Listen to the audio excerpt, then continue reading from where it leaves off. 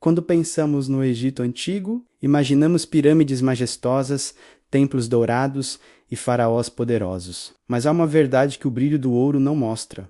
Por trás de cada pedra dessas maravilhas, havia mãos sangrando. Ser um escravo no Egito não era apenas viver sem liberdade. Era sobreviver à sombra dos deuses, sob o peso da dor e da servidão. No Egito Antigo, nem todos eram escravos menos, mas todos temiam se tornar um.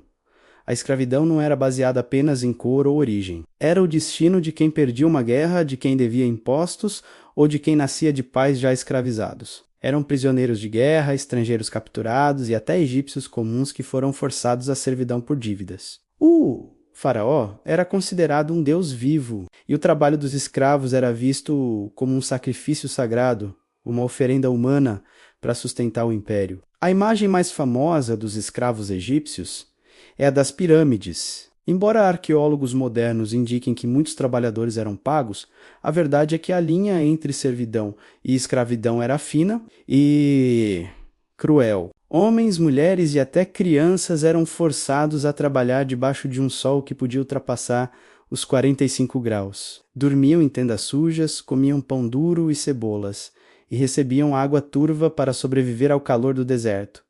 O castigo para quem desobedecia? Chicotadas, mutilação ou simplesmente o esquecimento. Os escravos não eram vistos como pessoas, mas como ferramentas. Suas costas se curvavam até romperem, suas mãos ficavam em carne viva, muitos morriam soterrados, esmagados por pedras ou desidratados antes de ver o pôr do sol. Os corpos que não serviam mais eram jogados em covas rasas. No Egito, o faraó tinha um túmulo digno dos deuses. O escravo, o pó da areia. Nem todos os escravos trabalhavam nas pirâmides. Muitos serviam nas casas dos nobres, templos e palácios. Esses viviam uma ilusão de conforto, tinham abrigo, comida e às vezes roupas melhores. Mas eram propriedade, eram forçados a obedecer cada ordem, cuidar dos filhos dos senhores, preparar banquetes, limpar templos e servir aos sacerdotes. Uma palavra errada. E a punição era imediata. As mulheres escravizadas sofriam ainda mais.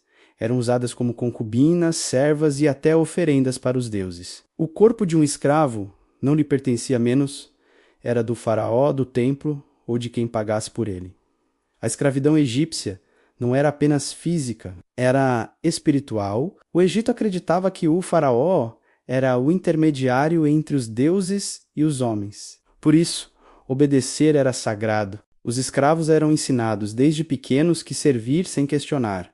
Era a vontade dos deuses. Essa crença os mantinha presos não só por correntes, mas pela fé distorcida. Eles trabalhavam não por medo do chicote, mas por medo do castigo divino, e então surgiu a esperança. Um homem chamado Moisés se levantou entre o povo escravizado. Ele havia crescido entre os egípcios, mas ouviu o clamor dos hebreus, o som de um povo que já não suportava mais a dor. E foi diante do próprio faraó que ele proclamou as palavras que ecoariam por milênios.